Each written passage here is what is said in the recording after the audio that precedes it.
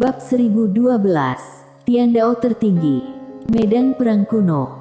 Queen terdiam. Mileye memandang Queen. Nona Queen, medan perang kuno apa ini? Queen berkata dengan lembut, ayo pergi. Setelah selesai berbicara, dia berbalik dan berjalan menuju kejauhan. Mileye segera mengikuti dengan Wita Zhang. Di jembatan, Queen tiba-tiba berkata, medan perang kuno adalah tempat yang sangat istimewa. Tempat itu pernah disegel, tetapi sekarang tampaknya segel itu telah dicabut. Mileye bertanya, apa yang istimewa? Queen memandang Mileye, ada juga iblis yang disegel di sana. Tidak, seharusnya ada banyak iblis. Mileye sedikit mengernyit, iblis. Jenis Fugo. Queen mengangguk. Ada perang besar di medan perang kuno itu, dan perang besar itu menghancurkan sebuah era.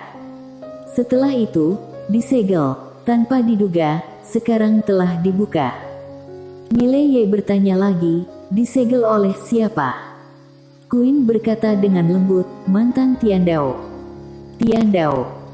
Mileye bertanya, apakah Tiandao sangat hebat? Queen tersenyum dan berkata, bagaimana menurutmu? Mileye ragu-ragu, dan hendak berbicara ketika Queen tersenyum dan berkata, apakah kamu ingin bertanya apakah Tiandao lebih hebat atau wanita bergaun polos lebih hebat? Mileye.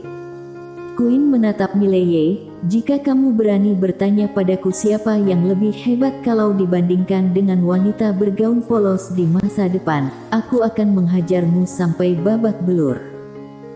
Mileye berwajah muram, wanita ini sangat kejam. Queen tiba-tiba bertanya, apakah kamu tertarik mengunjungi medan perang kuno? Mileye berkedip, apakah ada manfaatnya? Queen tertawa, banyak manfaatnya. Mileye melirik Queen, Nona Queen, kamu tidak akan menipuku, kan? Queen berkedip, menurutmu aku terlihat seperti ini? Mileye mengangguk, seperti. Queen mengangkat bahu, kalau begitu kamu jangan pergi. Namun, aku harus mengingatkanmu bahwa medan perang kuno adalah tempat di mana iblis dan roh dewa bertempur. Banyak roh dewa dan iblis yang kuat meninggal di sana. Harta karunnya sangat banyak. Mileye sedikit mengernyit, roh dewa. Queen berkata dengan lembut, itu sebuah klan roh dewa, atau singkatnya disebut roh dewa. Di zaman kuno, itu adalah dunia roh dewa dan iblis, tapi kemudian, mereka semua mati. Mileye bertanya, karena bencana 5 dimensi. Queen tertawa, karena Tiandao. Tiandao. Mileye melirik Queen, Nona Queen, apa kamu kenal Tiandao? Queen mengangguk, bisa dianggap kenal. Mileye hendak bertanya lagi, tetapi Queen tiba-tiba berkata, Oke, jangan tanya aku satu persatu, aku akan memberitahu kamu secara detail apa yang ingin kamu ketahui. Di zaman kuno, 2 kekuatan terkuat adalah roh dewa dan iblis. Kedua kekuatan ini suka membingungkan hati orang dan merekrut orang-orang percaya di mana-mana. Orang-orang percaya ini dapat memberi mereka kekuatan iman, yang merupakan kekuatan yang sangat kuat. Hanya sedikit orang yang mengetahui metode kultivasi semacam ini sekarang. Saat dia mengatakan itu, dia menatap Mileye, apakah kamu tahu mengapa mereka akhirnya binasa? Mileye menggelengkan kepalanya. Queen tertawa, karena pada akhirnya mereka mengincar Tiandao. Mileye bertanya, apakah Tiandao membunuh mereka? Queen menggelengkan kepalanya, Tiandao tidak mengambil tindakan terhadap mereka, dia hanya memainkan konspirasi kecil, dan kemudian kedua kekuatan itu memulai pertempuran gila, dan kemudian mereka binasa. Mainkan konspirasi. Mileye terlihat agak heran, Tiandao juga bisa bermain trik. Seolah mengetahui apa yang dipikirkan Mileye, Queen tertawa dan berkata, IQ Tiandao ini amat sangat tinggi sehingga kamu bahkan tidak dapat membayangkannya. Mileye bertanya, lalu kenapa dia tidur? Queen tertawa dan berkata, begitu dia tidur, tidak ada lagi masalah. Kalau aku jadi dia, aku juga akan tidur, haha. Mileye. Pada saat ini, Queen berkata lagi, jangan bicara tentang Tiandao, mari kita bicara tentang suku roh dewa dan para iblis. Kedua kekuatan ini bertarung di medan perang kuno. Pertempuran itu benar-benar tragis. Bahkan lebih tragis daripada pertempuran antara Aro tak terkalahkan dan bencana 5 dimensi. Dalam pertempuran itu, kedua belah pihak berusaha sekuat tenaga, tetapi pada akhirnya mereka semua terjebak di dalam. Saat kamu masuk, jika kamu memiliki peluang bagus, kamu dapat dapatkan harta karun klan roh dewa dan klan iblis. Mileye berkata dengan suara yang dalam, akan ada bahaya, kan? Queen berkata dengan serius, apa yang kamu takutkan? Bukankah kamu punya wanita bergaun polos? Wanita bergaun polos tidak terkalahkan di seluruh dunia.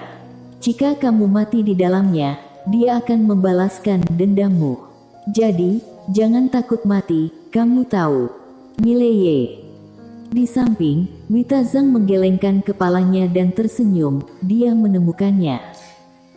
Keduanya orang ini suka menjebak satu sama lain. Pada saat ini, Queen berhenti, dan dia melihat ke arah Mileye, kamu bisa jalan-jalan ke sana, mungkin kamu akan mendapatkan sesuatu yang tidak terduga. Mileye berkata, Nona Queen, apakah kamu ikut denganku? Queen menggelengkan kepalanya, aku tidak akan pergi ke tempat itu. Mileye bertanya, kenapa? Queen tersenyum dan berkata, aku tidak akan memberitahumu. Mileye terdiam.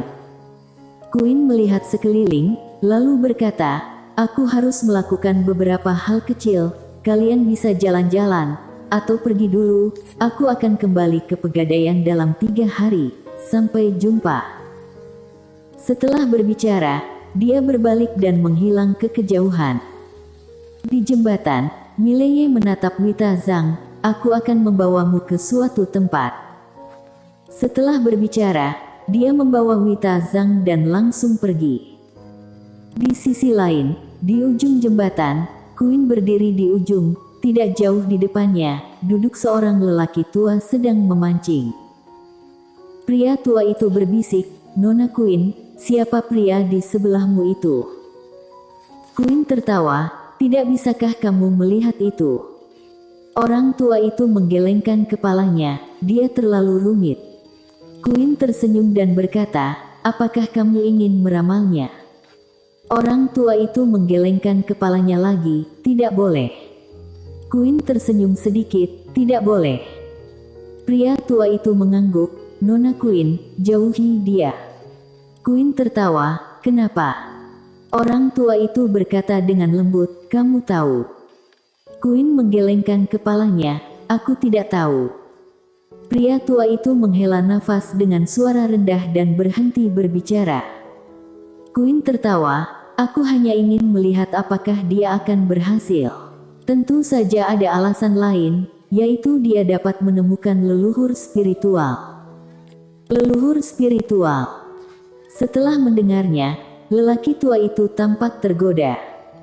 Di dunia ini, hanya ada satu leluhur spiritual.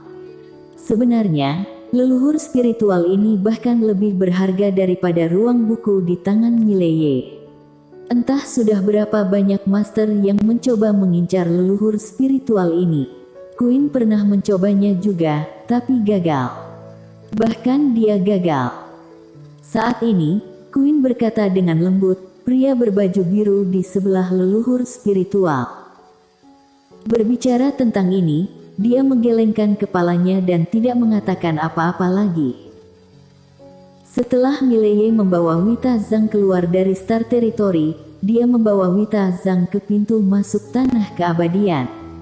Di pintu masuk, Mileye berkata dengan suara yang dalam, Jesni, aku ingin masuk. Tidak ada tanggapan.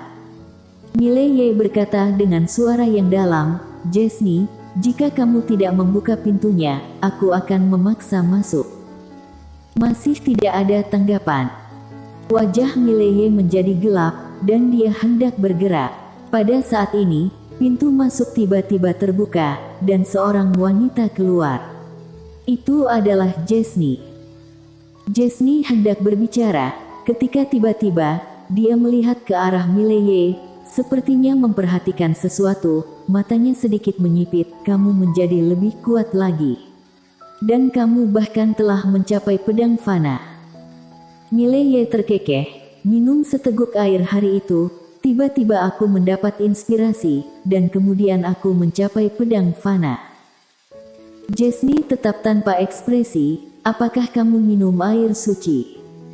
Mileye tertawa. Jesnie, lama tidak bertemu, kamu menjadi lebih kuat.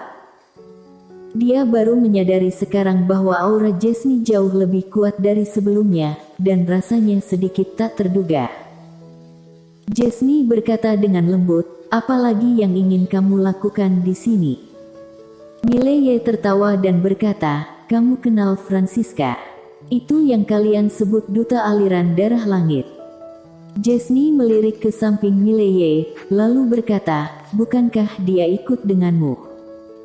Mileye mengangguk, dia tidak datang. Jesnie berkata dengan suara berat, apakah dia tahu siapa dia sendiri?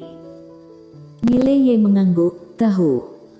Jesnie berkata dengan lembut, selamat untuknya. Mileye tersenyum dan berkata, aku datang ke sini kali ini untuk menemukan pandai besi tua, aku tidak punya niat jahat lainnya. Jesnie terdiam. Mileye berkata lagi, aku berjanji, aku tidak akan menimbulkan masalah, dan aku akan pergi setelah selesai. Jesnie melirik Mileye, berbalik dan pergi.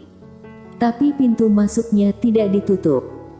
Melihat itu, Mileye segera membawa Wita Zhang ke tanah keabadian. Setelah masuk tanah keabadian, Jesnie menghilang. Mileye tidak peduli dengan pihak lain, dia langsung membawa Wita Zhang ke tempat pandai besi tua itu. Dalam perjalanan, Wita Zhang melihat sekeliling dan berkata dengan lembut, ada banyak binatang asing yang kuat di sini. Mileye mengangguk. Wita Zhang berkata dengan suara yang dalam, tidak terbayangkan jika binatang asing ini keluar. Mileye mengangguk, memang, tapi mereka mungkin tidak keluar untuk saat ini. Di luar berantakan, mereka masih lebih aman di sini. Wita Zhang tiba-tiba berkata, siapa Francisca yang baru saja dia katakan? Mileye berkata, aku bertemu di sini. Namanya Aro tak terkalahkan, Master Super zaman Cambrian. Sekarang dia telah memulihkan ingatannya dan kembali ke kerajaan Belantara. Dia sangat luar biasa. Wita Zhang sedikit mengangguk dan tidak bertanya lagi.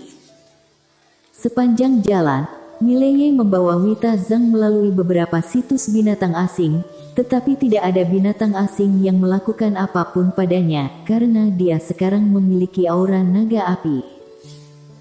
Setelah beberapa saat, Mileye membawa Wita Zhang ke toko kecil pandai besi tua itu. Pandai besi tua itu sedang menempa sesuatu saat ini. Mileye dengan cepat berjalan menghampiri untuk memberi hormat, halo senior. Orang tua di depannya adalah pandai besi terbaik sepanjang masa, jadi dia harus menjilatnya. Pandai besi tua itu melirik Mileye, untuk apa kamu di sini? Mileye tersenyum dan berkata, aku merindukan senior, datang untuk temui senior.